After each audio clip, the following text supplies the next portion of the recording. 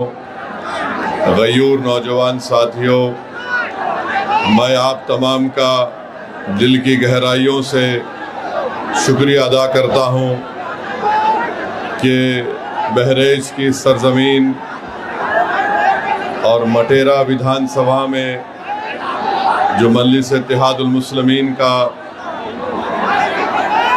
एक तारीख़ी जलसे आम हो रहा है, इसको आपने तारीख़ी बना दिया।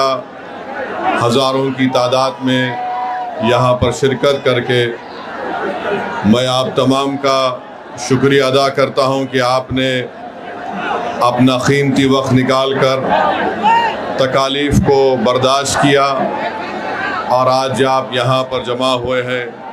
आप तमाम का मैं अपनी जानिब से और मजलिस इत्तेहादुल मुस्लिमीन की जानिब से शुक्रिया अदा करता हूँ। मंच पर बैठे हुए उत्तर प्रदेश के मजलिस इत्तेहादुल मुस्लिमीन के सदर मोहतरम जनाब शौकत अली साहब और उत्तर प्रदेश के तमाम जोन के ज़िम्मेदार, यहाँ के विधानसभा के इंचार्ज और तमाम मजलिस के अरकान, मेरे अज़ीज़ दोस्तों और बुज़ुर्गों, मैं आपके सामने ये अर्ज़ करने के लिए आया हूँ कि जैसा कि आप जानते हैं कि आइंदा साल उत्तर प्रदेश में विधानसभा के चुनाव होने जा रहे हैं और मजलिस इत्तेहादुल मुस्लिमीन हमेशा ये कोशिश करती आई है कि जहाँ पर कमज़ोरों की एक सियासी ताकत को मजबूत किया जाए। मेरी आपसे गुजारिश ये है कि आप जानते ये हैं कि अगर आप संविधान को पढ़ेंगे तो संविधान के दफ़ा 37 को अगर हम पढ़ेंगे और संविधान का जो पहला पन्ना है, पहला सफ़ा है, उसको अगर आप पढ़ेंगे तो उसमें लफ्ज़ इस्तेमाल हुआ इंसाफ का, जस्टिस का। अगर आप संविधान की दफ़ा 37 को पढ़ेंगे तो उसमें बात आई है सियासी इंसाफ की। इसी सियासी इंसाफ की लड़ाई असदुद्दीन ओवैसी और मजलिस इत्तेहादुल मुस्लिमीन लड़ रही है।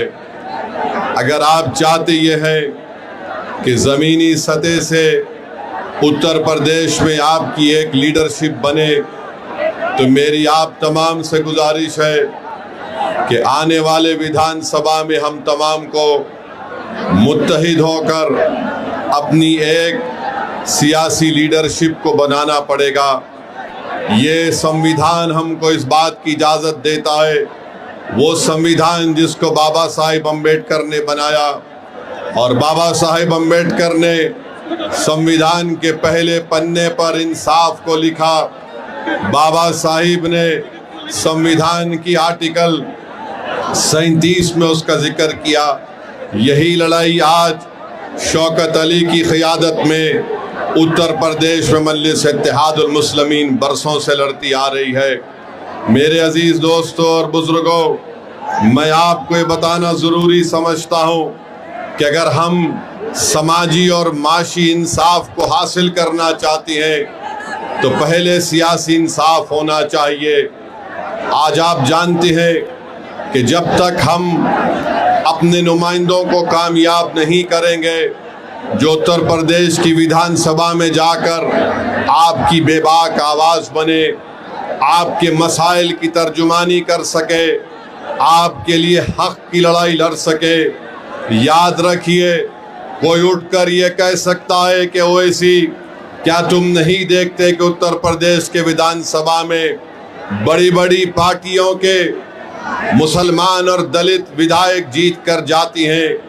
मेरे अजीज़ दोस्तों और बुज़ुर्गों, मुझे यहाँ पर मान्यवर कांशीराम याद आते हैं। जब कांशीराम साहब से भी ये सवाल किया गया था तो मान्यवर कांशीराम ने कहा था ये जीत के ज़रूर जाती हैं मगर ये चमचों का रोल अदा करते हैं। तो मैं आपसे अपील कर रहा हूँ कि आप मुत्तहिदा तौर पर अपने वोट का सही इस्तेमाल अपनी एक सियासी लीडरशिप को मजबूत करने के लिए कीजिए। यकीनन इंशाअल्लाह ताला हमारी भी कोशिश होगी कि दोबारा यहाँ पर बीजेपी की सरकार उत्तर प्रदेश में ना बने। मगर याद रखिए, इस बात को याद रखिए कि ये जिम्मेदारी सिर्फ मुस्लिम अक़लियत के कंधों पर रखी नहीं जा सकती है। अगर कोई बीजेपी को रोकना चाहता है, अगर कोई दोबारा बीजेपी को सत्ता में आने को रोकने की ये कोशिश करता है, तो मैं यहाँ पर खड़े होकर कह रहा हूँ कि मजलिस इत्तेहादुल मुस्लिमीन उनका साथ देने के लिए तैयार है। अगर इज्जत के साथ बातचीत होगी, हिस्सेदारी की बातचीत होगी, तो मजलिस और ओवैसी तैयार है। मगर अगर तुम बीजेपी को रोकने के नाम पर मुझसे और मटेरा की जनता से कहोगे कि तुमको दरी बिछाना पड़ेगा, अब दरी नहीं बिछाई जाएगी, अब हिस्सेदारी और बराबरी की लड़ाई होगी इंशाअल्लाह ताला। तो मेरे अजीज दोस्तों और बुजुर्गों, आप जानते हैं कि बीजेपी की सरकार में चाहे उत्तर प्रदेश हो या जिस किसी भी भारत का स्टेट हो जहां पर बीजेपी की सरकार है, हम वहां पर देखते हैं कि बुलडोजर से किसका घर तोड़ा जाता है। हम जानते हैं कि किसके किस्मत में एनकाउंटर लिखी हुई है। हम जानते हैं कि किस समुदाय के नौजवानों की जवानी को जेल में डालकर बर्बाद कर दिया जा रहा है। हम जानते हैं कि अगर कोई नौजवान बच्चे कश्ती पर रोजा खोलते हैं तो उनको 40 दिन जेल में गुजारना पड़ता है। मेरे अजीज दोस्तों और बुजुर्गों, यही नाइंसाफी के खिलाफ मजलिस और ओवैसी लड़ती है। इसीलिए आज हम पर इल्जाम लगा दिया जाता है। अरे इल्जाम लगाने वालों, तुम जितना इल्जाम लगा सकते लगा लो, मगर हम अपनी लड़ाई से पीछे हटने वाले नहीं हैं। जब तक भारत का संविधान जिसको बाबा साहिब अम्बेडकर ने लिखा, उस संविधान में जो बाबा साहिब अम्बेडकर ने जिन बातों का जिक्र किया कि पॉलिटिकल जस्टिस को हासिल करना है, इंशाअल्लाह ताला असदुद्दीन ओवैसी की जिंदगी जब तक अल्लाह मुझे जिंदा रखेगा, हम इस लड़ाई को जारी रखेंगे। और मैं आपको बताना चाह रहा हूं कि यहाँ पर उत्तर प्रदेश में आप देखते हैं कि एनकाउंटर के नाम पर कई मासूम लोगों को तकलीफ दी जाती है। मीडिया ने रिपोर्ट किया कि 17,000 एनकाउंटर हुए। बताइए, संविधान रूल ऑफ लॉ की बात करता है, संविधान रूल बाय गन की बात नहीं करता। संविधान के बरखिलाफ अगर कोई काम करता है तो ये अनकॉन्स्टिट्यूशनल है। ये मैं नहीं बल्कि सुप्रीम कोर्ट के जज ने कहा कि उत्तर प्रदेश में समानता व्यवस्था है। इलाहाबाद हाई कोर्ट के जज जनाब विनोद साहब ने बात कही है। 19 मार्च को मंसूर अहमद को पकड़ लिया गया, पुलिस कस्टडी में रखकर जुल्म किया गया, NSA लगा दिया गया। इलाहाबाद हाई कोर्ट ने फैसला दिया कि मंसूर अहमद को 2 लाख रुपए पुलिस के उस ओहदेदार को देना पड़ेगा। उत्तर प्रदेश के मुख्यमंत्री को मैं थोड़ा बताना चाह रहा हूं कि वो बार बार हर चीज में कहते हैं कि माता है। उत्तर प्रदेश के मुख्यमंत्री, मैं आपको बताना चाह रहा हूं, शायद आप पढ़ना लिखना नहीं जानते हैं। संविधान की दफा 48 को उठाकर पढ़ लीजिए। मुख्यमंत्री वो क्या कहती है संविधान की दफा 48? राष्ट्रीय कामधेनु आयोग, राष्ट्रीय गोकुल मिशन क्या है? अगर ये सब है तो फिर अगर आप जो बात कह रहे हैं तो क्या बीजेपी के लोग जो सत्ता में वो इंसान नहीं है, क्या बायोलॉजिकल है? मेरे अजीज दोस्तों और बुजुर्गों, जो मुस्लिम अक़लियत को निशाना बनाते हैं, मैं उनसे पूछना चाह रहा हूं, क्या उत्तर प्रदेश पूरे भारत का सबसे बड़ा बीफ का एक्सपोर्टर नहीं बन गया? 40 से 60% बीफ का एक्सपोर्ट उत्तर प्रदेश से होता है। और मुख्यमंत्री इस पर खामोश हो जाते हैं। मैं आपको बताते हुए तकलीफ महसूस करता हूं कि संभल में मुस्तफा कादरी मस्जिद को गवर्नमेंट की जमीन कहकर शहीद कर दिया गया और वहीं पर वाराणसी में अजगैब शाहिद मस्जिद को शहीद कर दिया गया रेलवे लाइन कहकर। और उत्तर प्रदेश में संभल की मस्जिद को जब तोड़ दिया गया तो मस्जिद से पुलिस ने बताया कि वहां से पोस्टर निकले जिस पर लिखा हुआ था आई लव मोहम्मद। मैं बताना चाह रहा हूं कि दुनिया के जितने मुसलमान हैं उन तमाम का ईमान यह है कि हम मोहम्मद सल्लल्लाहु अलैहि वसल्लम से मोहब्बत करने वाले हैं। हमारा ईमान ही मुकम्मल नहीं होता जब तक हम मोहम्मद सल्लल्लाहु अलैहि वसल्लम से मोहब्बत नहीं करते हैं। अगर कोई उत्तर प्रदेश की सरकार ये समझ रही है कि पोस्टर दिखाकर आई लव मोहम्मद के दिखाकर आप उत्तर प्रदेश या भारत के मुसलमानों से मोहम्मद सल्लल्लाहु अलैहि वसल्लम की मोहब्बत को कम कर सकते, हम मर जाएंगे मगर हमारे मरते वक्त भी हमारी जबान पर होगा अशहदु अल्ला इलाहा इल्लल्लाह व अशहदु अन्ना मुहम्मद रसूलुल्लाह। अरे पोस्टर दिखाने से मोहब्बत कम नहीं होगी। तुमने हम पर एक बहुत बड़ा एहसान कर दिया। जिन पुलिस के ओहदेदारों ने मोहम्मद आई लव मोहम्मद का पोस्टर दिखा दिया, हम पुकार कर कहेंगे कि अल्लाह तू गवाह और शाहिद रहना कि हमारे तेरे घर से हमने तेरे हबीब मोहम्मद सल्लल्लाहु अलैहि वसल्लम के मोहब्बत का जिक्र किया। अरे क्या करना चाहते हो तुम लोग? भारत के संविधान में आर्टिकल 25 है, फ्रीडम ऑफ रिलीजन है, मुझे अपने मजहब पर चलने की आजादी है। और शेख मुजद्दिद अल फैतानी रहमतुल्लाह अलैह ने कहा था कि मैं मुसलमान इसलिए हूँ क्योंकि मोहम्मद रसूलुल्लाह सल्लल्लाहु अलैहि वसल्लम ने मुझे इस्लाम सिखाया।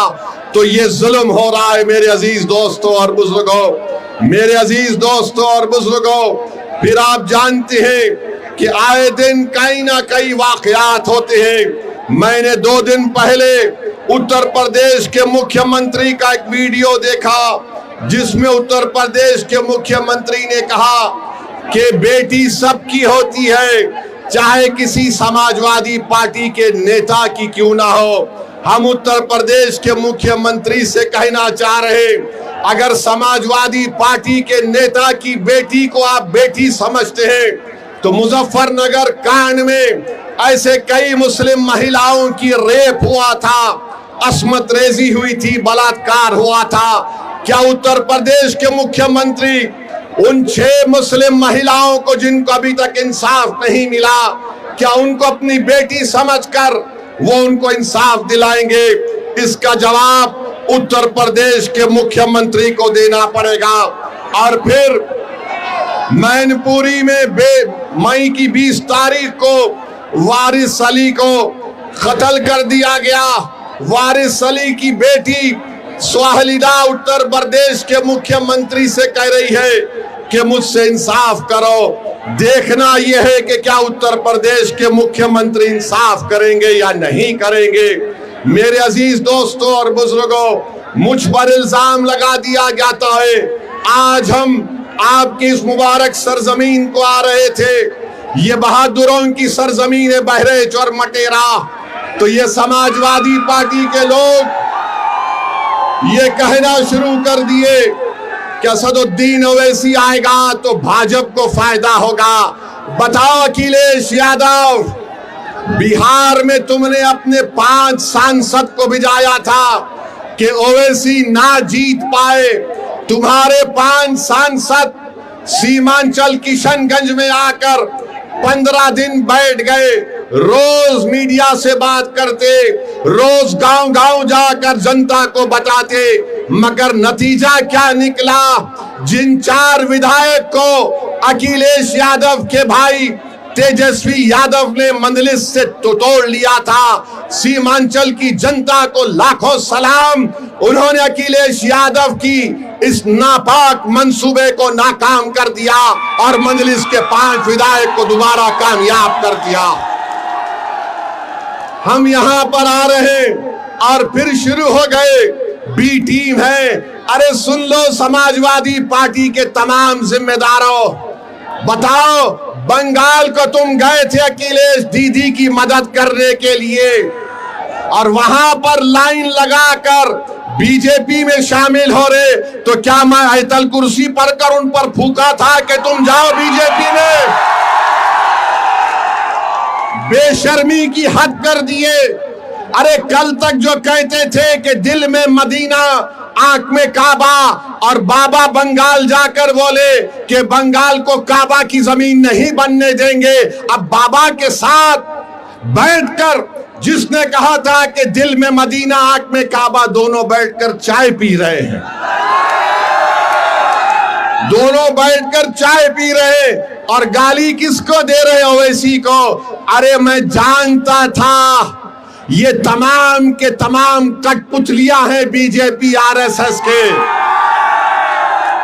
एक हवा के झोंके में तमाम के तमाम ने सर झुका दिया और बीजेपी में चले गए। अरे तुमने हमारे विधायक को तोड़ा, बिहार में हम दोबारा जीत कर आए। मैं उत्तर प्रदेश की जनता से अपील कर रहा हूं, बहरेच और मटेरा की जनता से अपील कर रहा हूं, आप मजलिस का साथ दीजिए। हम मर जाना पसंद करेंगे मगर अपने ईमान और आपकी मोहब्बत का सौदा नहीं करेंगे फिरका परस्त आरएसएस की ताकतों के सामने। इल्जाम हम पर लगाया जाता है मगर कारनामे कोई और करता है। बताओ अखिलेश यादव जो ममता बनर्जी के 20 एमपी चले गए, क्यों गए वो? उनको कोई कुछ नहीं बोलता। और असदुद्दीन ओवैसी आपके हक के लिए, आपकी सियासी लीडरशिप के लिए आ रहा है, तो इन सबको डर लगता है। डरना पड़ेगा तुमको, आप डरना पड़ेगा, क्योंकि ये नौजवान अब जाग चुका है। इन नौजवानों ने ठान ली है कि इंशाअल्लाह ताला अब के बार उत्तर प्रदेश में इनके इत्तेहाद का एक इनकलाब बर्पा होगा। इनके इत्तेहाद से इनकी लीडरशिप पैदा होगी, इनकी मेहनत से इंशाअल्लाह ताला आपके नुमाइंदे उत्तर प्रदेश के विधानसभा में जाएंगे। और समाजवादी पार्टी के ये जो लोग हैं पिछले 20-25 साल से यहाँ पर यासिर शाह और उनकी फैमिली को आपने बड़ी वफादारी के साथ वोट दिया है। बताइए उन्होंने बहरेच और मटेरे में क्या काम किया? कुछ काम नहीं किया।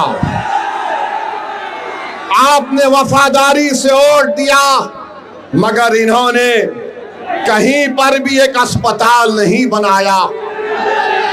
क्या मटेरा की विधानसभा में हमारी बेटियों का कॉलेज है?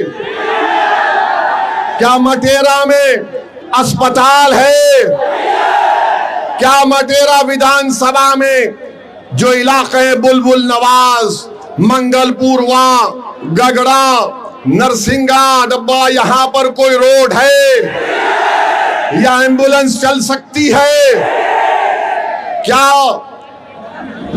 इन सब चीजों को आप देख रहे हैं? और जब से शौकत अली मटेरा के रोड पर चलना शुरू किया, गरीब के गम को अपना गम समझा, उन झोपड़ियों में जाकर आपकी तकालीफ को देखकर आपको हिम्मत और दिलासा दिलाना शुरू किया, तो यासिर शाह के खानदान को लगा कि अब हमारा दी एंड होने वाला है, इसीलिए रोड पर निकल कर आ गए। 4 साल कहीं नहीं दिखे मगर जब ओवैसी की पार्टी का एक सिपाही आपके इत्तेहाद और आपके ताकत को दिखाने के लिए परचम लेकर आता है, तो लखनऊ से अखिलेश कहता है अगर यहां से शौकत निकल जाएगा तो फिर हमारा तमाम किला मिस्मार हो जाएगा। तो मैं आपसे अपील कर रहा हूं कि 4 साल में यासिर शाह का परिवार नहीं दिखा मटेरे में। आज मजलिस आई तो गांव गांव जा रही हमारी बहन, गांव गांव को जा रही है। अरे अखिलेश यादव सुन लो, इंशाअल्लाह ताला सिर्फ मटेरा विधानसभा नहीं, उत्तर प्रदेश के बहुत सारी विधानसभा पर यही माहौल बनेगा जो आज हम यहां पर देख रहे हैं। तो मेरे अजीज दोस्तों और बुजुर्गों, मैं आप तमाम से एक बात की इजाजत लेकर इस बात का ऐलान करना चाहता हूं कि आने वाले विधानसभा में क्या मैं शौकत अली को यहां से आपका कैंडिडेट घोषित करूं? क्या आपकी इजाजत है कि मैं शौकत अली को भी कैंडिडेट बनाऊं? क्या मैं इजाजत है आपकी? आप पूरा साथ देंगे तो लगाओ मेरे साथ नारा, नारे तकबीर, नारे तकबीर। आप तमाम की इजाजत की बुनियाद पर मैं जनाब शौकत अली को मटेरा विधानसभा पे के लिए मजलिस का उम्मीदवार का ऐलान करता हूं। अल्लाह उनको कामयाब और कामरान करे, अल्लाह उनको कामयाब और कामरान करे। और आपकी आवाज बनकर शौकत जाएगा, जब आप पुकारेंगे खादिम के तौर पर आएगा। यासिर शाह में गुरूर और तकब्बुर है। यासिर शाह ये समझता है कि मालिक है, मालिक तुम हो, शौकत तुम्हारा खादिम रहेगा इंशाअल्लाह ताला। अब मालिक का दौर नहीं चलेगा, अब खादिम की खिदमत चलेगी इंशाअल्लाह ताला। तो मेरे अजीज दोस्तों और बुजुर्गों, अगर मैं भारत के प्रधानमंत्री को कुछ ना बोलूं तो बाबा भी नाराज हो जाएंगे, अखिलेश भी नाराज हो जाएंगे। मैं इन दोनों को नाराज नहीं करना चाहता हूं।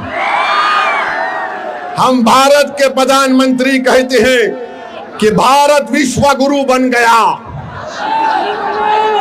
तो हम उनसे पूछना चाहते हैं कि आज ईरान और ओमान के दरमियान में समंदर पर हमारे कश्ती पर भारत के नागरिक पर जालिम डोनाल्ड ट्रंप ने मिसाइल दागकर हमारे 3 भारतीयों को जान से उनकी जान ले ली, उनको मार दिया। भारत के प्रधानमंत्री, आपकी जबान पर डोनाल्ड ट्रंप का नाम क्यों नहीं आता बताओ? 3 भारत के नागरिक मारे गए और हम डोनाल्ड ट्रंप ने जो हरकत की, मिसाइल मारकर हमारे 3 भारत के नागरिक को मार दिया, उसके नरेंद्र मोदी उसकी मजम्मत नहीं करते हैं। अरे एनकाउंटर करो, मारो मुल्ला को, दाढ़ी पकड़कर मारते हैं, घर में घुसते हैं, मदरसों को तोड़ते हैं। अरे तुम कैसे बहादुर हो, तुम तो बुज़दिल हो, बुज़दिल हो। 3 भारत के नागरिक मारे गए और 133 करोड़ जनता का प्रधानमंत्री उसका कंडेम तक नहीं कर सकता। और अफसोस की बात यह है कि एक हमारे सीफेरर की लाश, एक हमारे सीफेरर की लाश 2 दिन से वहां पर रखी हुई है। उस कश्ती का कैप्टन वीडियो बनाकर हम तमाम से अपील कर रहा है कि बताओ इस देश के प्रधानमंत्री को इसकी लाश कम से कम उसके घर को पहुंचा दो, इसके घर को पहुंचा दो। बताओ मेरे अजीज दोस्तों और बुजुर्गों, सिर्फ ताकत आजमाते हैं मजलूमों पर, कमजोरों पर, मगर ट्रंप क्या तुम्हारे पप्पा है? एक जालिम है वो। ट्रंप पर कुछ नहीं बोला जाता। ऐसा लगता है कि मोदी जी से जब बोलेंगे अरे ट्रंप को बोलो, ट्रंप ही और नेतन्याहू ने मिलकर इस जंग का आगाज किया है। मेरे अजीज दोस्तों और बुजुर्गों, बहरहाल आप देख रहे हैं कि नरेंद्र मोदी के प्रधानमंत्री को बनकर 12 साल हो चुके हैं। कीमती आसमानों को छू रही है, गरीबों के गैस के सिलेंडर कम कर दिए गए, आज हम कर्जों में डूब रहे हैं। बहरहाल मेरे अजीज दोस्तों और बुजुर्गों, मैं यही चंद बातें आपके पास रखने के लिए आया हूं और इंशाअल्लाह ताला आता रहूंगा।